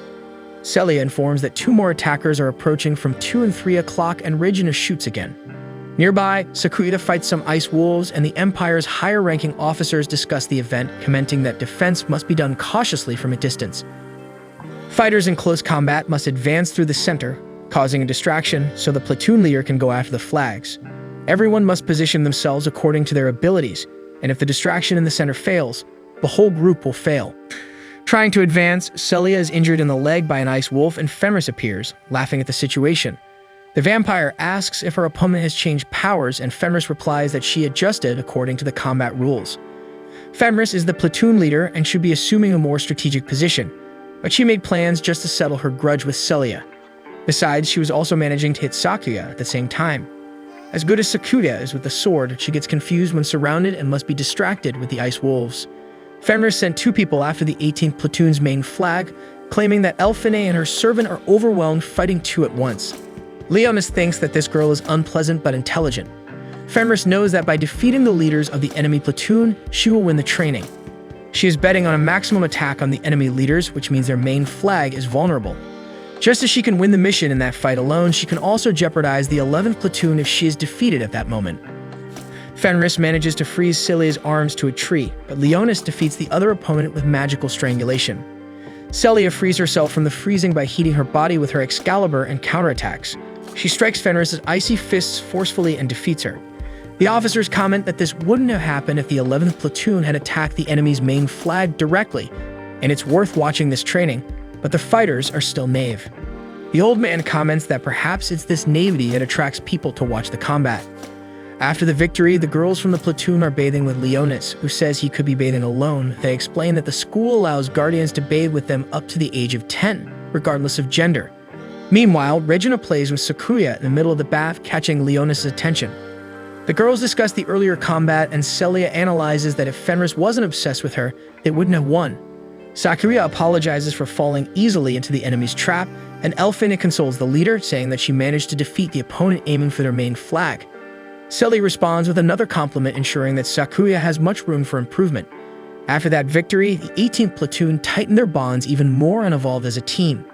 Far away, a man draws a sword from the ground, claiming that this demonic sword has already produced the victim of Excalibur. While reflecting that Sharnak did a good job, he is curious about what defeated her. His name is revealed as Nefekis, a lord of the voids. He reveals that soon it will be time to resurrect the prophesied goddess, and the scene shows a giant winged creature, apparently dormant. A portal opens, and a magical cloud hovers over an unknown fortress city. Back at the 7th Assault Garden, the 18th platoon is urgently summoned because a surveillance drone to the northwest has revealed the 3rd Assault Garden, which disappeared 6 years ago due to the void. It is the destroyed homeland of Roselia and Regina, and this fortress is rapidly moving in their direction. There's a chance the magic cauldron that died there has revived, and if it continues at this speed, the 3rd Assault Garden may collide with the 7th in a week. A strange detail is that there were 2 emergency signals, which could indicate that someone is alive in that location. Therefore, the 72nd Platoon is given 72 hours to investigate the magic cauldron and rescue possible survivors. If a team fails within this time frame, the fortress won't be able to avoid collision in time. Elfine asks why the 18th Platoon received this mission, assuming it has to do with the fact that the target is the homeland of some team members, and the inspector admits that this is the reason. As the mission involves an emotional aspect, Leonis reflects that humanity loves creating its heroes, and that hasn't changed since he was recognized as one. Stelia asks Leonis to be excused from the mission, but he insists on going along, considering himself an official member of the 18th Platoon. The girl is excited by her partner's honorable attitude and promises to protect him. The team is released for medical examinations and prepares to depart. Before the takeoff of the platoon, Leonis reveals information to Blackus and Sherry, claiming to have seen the holy cult flag in a deserted city far away. The wolf finds it strange because the traces of the cult disappeared completely 1,000 years ago, so Leonis promises to investigate the matter. Blackus commits to protecting the kingdom while Leonis is on a mission. Sherry, on the other hand, receives orders from the Demon King to follow him on his mission. Curious, Leonis asks Blackus why he's wearing that tie, and he replies that it was a gift from Sakuya, so he wouldn't be mistaken for a stray dog and kicked out of the city, making the boy wonder how a noble of the kingdom can accept being treated like that. Stu from the 18th platoon departs, and during the flight, Regina invites Leonis to sleep on her lap, but Celia starts a fight with her, wanting the boy to sleep on her lap too. Leonis tries to calm the situation, but Regina takes a cotton swab and pulls the boy's head onto her lap, cleaning his ear and making him fall asleep quickly. In the midst of this, in an old memory of Leonis, the Demon King is cleaning his weapon next to his queen, explaining that someone like him cannot appear with any dirt as it would tarnish his dignity. The queen reveals that their time together is ending, and the Demon King is upset, saying that their kingdom had just been created. The woman explains that she will disappear and reincarnate in 1,000 years, asking the king to find her no matter how she is in that future. He promises to find his beloved even if he has to travel to the ends of the earth to find her, ensuring that the promises of the Demon King are always kept. Then she asks him to fulfill one more promise if she becomes a different creature in the future, but this request was not revealed, bringing us back to the present moment in the platoon's helicopter. Leonis wakes up on Celia's lap, who says she switched places with Regina, while the friend informs that they are already arriving. The top view was impaired by the sea fog, but the team lands successfully.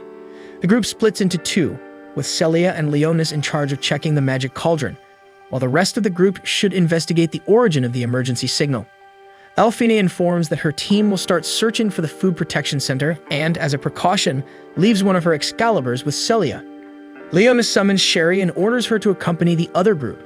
The servant questions if she wasn't there to protect him, but the boy reminds her that he is the Demon King and claims he doesn't need protection. He finishes by saying that he doesn't consider those girls as family, but as servants. While walking, Celia is stopped by memories of that place. She points to an old cafeteria far away where her father used to take her to eat delicious cakes. Next to it, she remembers an old supermarket, but everything had been devastated while she only prayed in a bunker.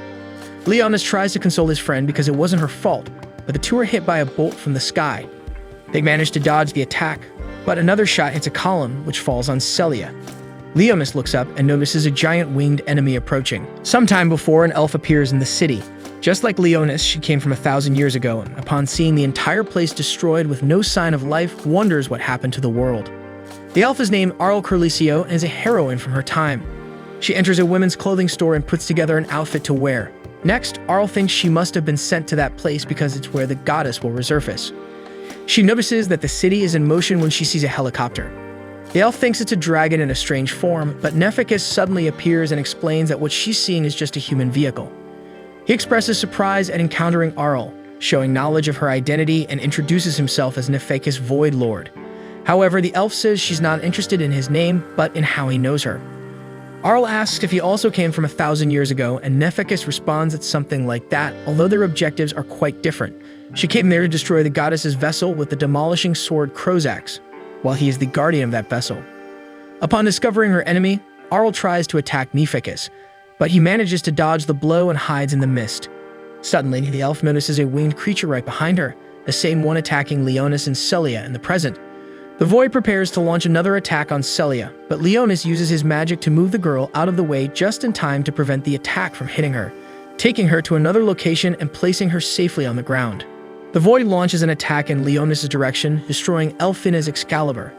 However, the boy uses a shield to protect himself and then attacks with a spell.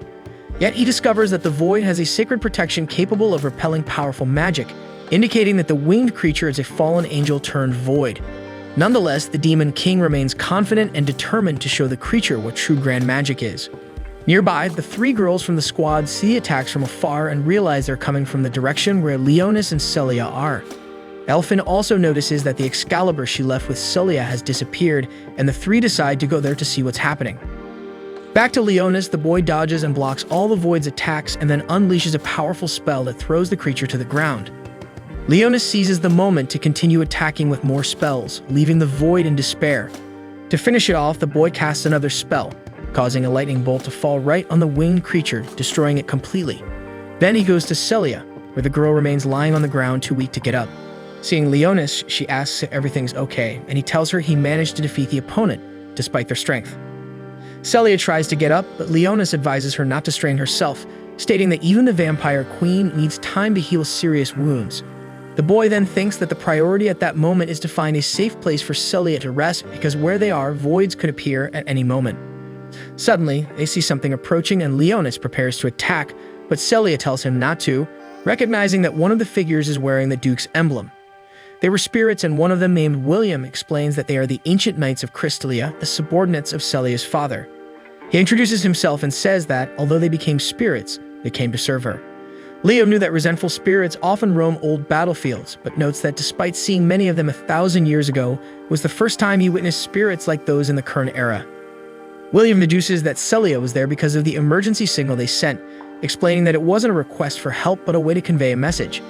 If they don't act quickly, the incident from 6 years ago may repeat because a new Void Lord has appeared and will surely devastate the 7th Assault Garden. William explains that they can manifest due to the influence of this Void Lord, and Leonis thinks that is indeed possible, even though it didn't happen when the Void Lord Arakiel appeared, wondering why. William continues explaining that the Void is hidden in the city's magic furnace, accumulating power and will surely emerge soon. Celia says they need to act immediately, but she was too injured to do anything. The vampire thinks of passing on that information, but Leonis finds it impossible for people of that era to believe information given by ghosts. The boy then says that first they need to find a quiet place to rest, and William offers to take them to his house, explaining that the spirits prepared a car to transport Celia, since they knew she would appear. She asks how ghosts can drive a car, and Leonis explains that spirits are magical energy without a physical body, so if the vehicle is a magical device, they can operate it. However, Leonis also knows that the vehicle is very slow, so he summons a giant two-headed skeleton horse to pull the car like a carriage, taking them at super fast speed. Meanwhile, the three girls arrive where Celia and Leonis were, and as everything is quiet, they deduce that the fight had already ended. Suddenly, Sakuya sees a hidden girl. Regina is glad to see a survivor and approaches the stranger, but luckily, Sakuya stops her from getting too close, saving Regina from a blow from the girl, who turns out to be Elf Arl. Sakuya realizes that the stranger is strong and asks the other two to let her handle the situation. Regina asks Arl if she fired the emergency signal, but the elf refuses to answer and attacks Sakuya, thinking they were with Nephicus. The two engage in a duel, and despite the elf's skill, she ends up losing. However, Sakuya gives up, continuing the duel when she sees that her opponent is injured and unable to give her best. Nearby, the one responsible for her injury, Nephicus, celebrates that everything is going as planned, and we see a mysterious creature unconscious with him. Back to Leonis's makeshift cart, Celia notices her pain diminishing. However, somewhat awkwardly, she asks to drink a bit of the boy's blood. He understands that Celia must have spent her energy healing and prepares to offer his arm for her to feed, but the vampire, Ravenous, attacks his neck instead. Leonis thinks that if he lets this continue, he might end up dead and tries to stop Celia with a familiar master spell, but to no avail. Suddenly, Elphine starts communicating with Celia through the communicator, causing the girl to stop feeding. Elphine reveals she noticed they had to fight against the Void and asks if Celia and Leonis are okay. Celia explains the Void has been defeated. She got injured a bit but is recovering, and thus the injury won't hinder their plans. On the other hand, Leonis is quite direct, explaining he almost died but is alive thanks to Elphine, referring to the attack he endured from the vampire. Elphine is puzzled, but despite that, Celia scolds the boy for being so honest. The girl then informs Elphine that a Void Lord may be in the city, possibly causing the magical furnace to reactivate. She and Leonis are heading to investigate. Elphine also mentions their plan to go to the central garden after taking care of a survivor they found. Celia is surprised they found the survivor, but Elphine says she'll explain later, and they arrange to meet at the Crystalia residence. After Celia ends the call, Leonis tells her that if she sucked too much of his blood, he could die. The vampire apologizes, explaining she was a bit dizzy, but asks if she can feed a bit more. Immediately, Leonis stops her, saying he has something to give her. He shows her a dress, explaining it's an ancestral garment that can convert the magical energy of the vampire queen to strengthen her physical body. This would allow Celia's power to increase, but it would also rapidly drain her magical energy, so she should be careful when using it. Celia absorbs the dress, and Leonis explains that when she wants to use it, she just needs to imagine putting it on. Celia then asks why Leonis was giving her the dress at that moment. The boy responds that, although he thought it might be too early, one never knows what will happen. After all, she had just been injured and doesn't want that to happen again. Celia is pleased to see Leonis' concern for her safety, and he then gives her a skeleton pendant, saying it's a kind of amulet for her. Meanwhile, Regina finishes bandaging Arl's wound, and Sakuya found a similar outfit for her to wear. They introduce themselves, and the girls inquire why Arl attacked them suddenly. The elf explains that she thought they were allies of the monster controller, revealing she was injured in a fight with one of them. Elfinit quickly checks and finds no information about Arl in the 3rd Assault Garden database. She asks where Arl comes from, and Arl wants to know what the three were doing in that place. Elfinit explains they are a 7th Assault Garden investigation team, sent to explore the city destroyed 6 years ago that suddenly became active again. With this information, Arl realizes that humanity still exists. Elfin then says she answered Arl's question and asks her to do the same. Arl explains she was there to fulfill her mission, which basically involves killing the goddess. The girls don't understand what she's talking about, and Arl realizes that no one in that era remembers the legend as 1,000 years have passed. She thanks the three for taking care of her wounds and explains she realized they are not with the enemy. Still, she needs to move on. The girls insist she stays a bit longer to recover and eat, feeling responsible for protecting Arl. Hungry, the elf agrees to eat a bit. Meanwhile, she is observed by Sherry, who recognizes Arl as the swordsman of the 6 heroes and Shardark's best student. Arl has sought the Demon King and has eliminated several leaders of his army, having invaded Deathhold 3 times. Sherry wonders what the elf is doing in that era. Back to Nephicus, he celebrates that after waiting for 1,000 years, he is about to resurrect the goddess, the only creature to overthrow the gods of light. At that moment, one of the voids appears and Nephicus discovers the other one was defeated. He wonders if the elf was responsible for it or if it was some Excalibur bearer, finding it hard to believe that a human could have defeated the creature. Meanwhile, Leonis and Celia finally arrive at the destination where she can finish recovering. The girl recognizes the place surrounded by memories of her past with her family. They enter a house and Leonis sees a chair. He decides to sit, and the comfort of the chair makes him remember his throne, immersing him in memories of his past, back when he had to clean his skeletons. Stelia climbs the stairs, guided by the spirits, and is moved to see that she's in her father's library. She starts crying, and the spirits take the opportunity to give her another memory.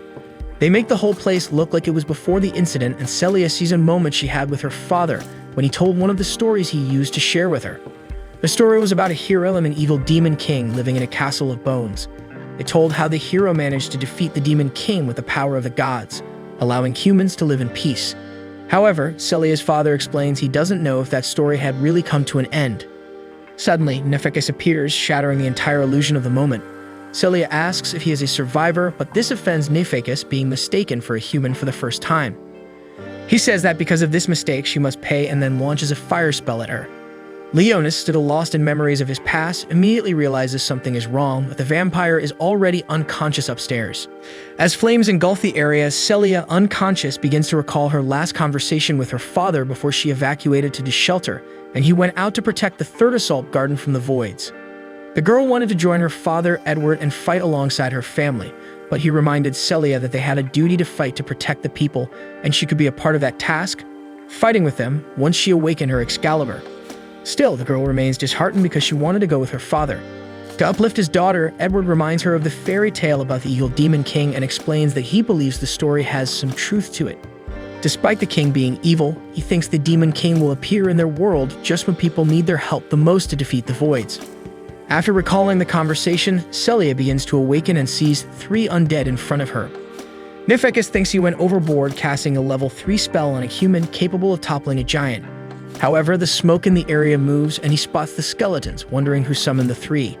They pledge to protect Celia and are delighted to see that they arrived just in time to help, while Nephicus prepares to cast a level 6 spell to test their defensive capabilities. At that moment, Leonis appears and casts a spell on Nephicus, completely forgetting to hold back. Celia then asks him who the 3 skeletons are, and Leonis explains that they are the keychain he gave her earlier, along with the dress of the true ancestor, a lucky charm specially made to summon the undead. The 3 then introduce themselves as Emilus, a swordsman from the 9th Circle, Dorug, a champion of hell, and finally Nephizgal, a mage from the spirit world. Together, they are the 3 heroic warriors of Ragnas. After introducing themselves, they start arguing about who protected Celia better, trying to please their master, Leonis. The boy begins to reprimand the 3, but suddenly Nephicus rises and Leonis is surprised to finally identify his opponent and see that he survived his attack. Nefekis acknowledges the power of Leonis's magic. If he were just a human, he would have turned to ashes. Since he isn't, the attack wasn't nearly strong enough to cause any damage. Next, Nefekis cast a fireball at them. The undead quickly move in front of Celia to protect the girl, while Leonis steps in front of everyone and casts an ice spell strong enough to defeat Nefekis' flames, leaving him astonished at being surpassed. Nefekis asks the boy who he is, but Leonis says he will answer first what exactly his goal is. Suddenly, an earthquake shakes everything and Nefekis starts laughing, irritating Leonis. He says that Saint Tyrus played her part and devoured the offerings, and the almighty goddess has returned to life, meaning his services are no longer needed. Then Nefekis opens a portal and starts to leave. Leonis tries to stop him by summoning the Hand of Death from the realm of shadows, but Nefekis manages to leave, saying that the world is destined to crumble at the hands of the goddess, and leaves Leonis without answers. Without understanding a thing about what was happening, the demon recalls having seen Nefekis a millennium ago, and that he's a follower of Azrael, the lord of the underworld, who participated in the assembly of the 8 demon lords several times. But now that he has seen him again, Leonis wonders what Nefekis was doing there, which god he was referring to, pondering if it could be his beloved Roselia. Suddenly, a light appears, and Leonis recognizes the shape illuminating the clouds as the symbol of the sacred order, a testament to the past when humanity revered the gods, having a strong connection to Tyrus. Quickly, everyone flees the building, and outside they see a massive void rising. The spirits of the ancient knights of Crystalia reappear, and William explains that it is the Lord of the Voids he mentioned before to Celia, and asks the girl to go to a safe place. Various winged creatures fly near the Lord of the Voids and begin to sing. Leonis recognizes that it is the hymn of the sacred order and realizes that the Lord of the Voids is the Saint Tyrus Breshorexia, one of the 6 heroes who faced the Demon King and his army 1,000 years ago. Nearby, Regina notices that a creature similar to the Lord of the Voids appeared in the middle of the city and mourns the other girls in her squad. Elphine tries to communicate with Celia again but gets no response, while Sakuya asks the elf Arl to stay hidden for safety. And so as Celia, Leonis, and the undead prepare to fight against countless winged creatures and the Lord of the Voids, Elphine calls for reinforcements through her Excalibur and recommends they evacuate the 7th Assault Garden, hoping everyone has enough time for it. However, given the circumstances, they couldn't simply retreat and go back home, leaving only the option to meet with Celia and Leonis and defeat the Lord of the Voids. But for that, they need transportation to reach the two. So Elphine thinks of tracking a vehicle with her drones to locate them. Suddenly, the place is invaded by several winged voids. Regina and Sakuya prepare to fight, while the elf remains hidden and feels that the goddess has returned. Meanwhile, Celia and Leonis, along with the 3 heroic warriors of Rodnes, fight against various voids, but the creatures regenerate quickly no matter the blow they deliver. The same happens with the group of other girls. They all struggle to face the creatures thanks to their regeneration, and Elphine uses her Excalibur to analyze one of the voids, trying to find a weak point. And so Elphine discovers through her analysis that to defeat the voids, it was necessary to aim for their heads, making the battle easier for the squad. At the same time, Leonis hits one of the creatures with his magic and realizes that hitting the head causes the void to completely dissipate, identifying their weak point. The demon then remembers that Tyrus was endowed with the power to restore life and deduces that even after becoming the Lord of the Void, she probably still has a similar ability, being the reason for the creature's regeneration. But knowing how to defeat the voids, Leonis easily eliminates many of them, and the 3 heroic warriors of Rodnes strive not to fall behind, attacking various creatures quickly. But no matter how many they defeat, more voids appear and move towards them. Back to the girls, Elphine locates a vehicle with her Excalibur and explains to her friends that she will need cover while disabling the vehicle's authentication lock. And so the 3 leave the building where they were taking shelter, and the elf follows them, still injured and having difficulty walking. Meanwhile, the undead are having a good time, even though they realize they have a lot of hard work ahead. For them, this is the moment when the battlefield is worth it. Celia also faces the winged voids with her sacred sword, while Leonis defeats several of them with his fireball and manages to get closer to Tyrus, thinking that this is the only way to end that endless fight. He summons a level 10 spell, creating a ball of light that begins to grow and illuminate everything around it as it approaches the Lord of the Voids. As soon as the ball of light reaches Tyrus, it starts burning and melting instantly. However, shortly after, the goddess resists the spell and begins to regenerate. Then she prepares to cast a powerful spell, and the demon and the 3 undead prepare to shield themselves from the attack. Tyrus casts her spell, throwing countless fireballs that destroy everything in the area, including some voids. However, Leonis and the others remain safe, thanks to a protective barrier. The elf observes the situation from afar and recognizes that the fireballs are a level 11 spell that causes mass destruction called Eonemesis. At the same time, the girls wonder what is happening in the center of the city and decide to focus on acquiring the vehicle. After the spell ends, many winged voids advance towards the group. Leonis then asks Celia to cover him so that he can approach the Lord of the Voids and put an end to the battle. The three undead say they will help her cover the demon, and the vampire cuts her blood to obtain her wings, preparing for the fight. Together with the three heroic warriors of Ragnas, they manage to eliminate several voids while Leonis approaches Terrace and begins to summon the power of his demonic sword to attack her. However, the demon cannot complete his strike and realizes that his sword is resonating. Suddenly, the goddess asks if he intends to kill her with the demonic sword, and Leonis realizes that the voice is that of Roselia, becoming confused as to why the Lord of the Voids has the voice of his beloved.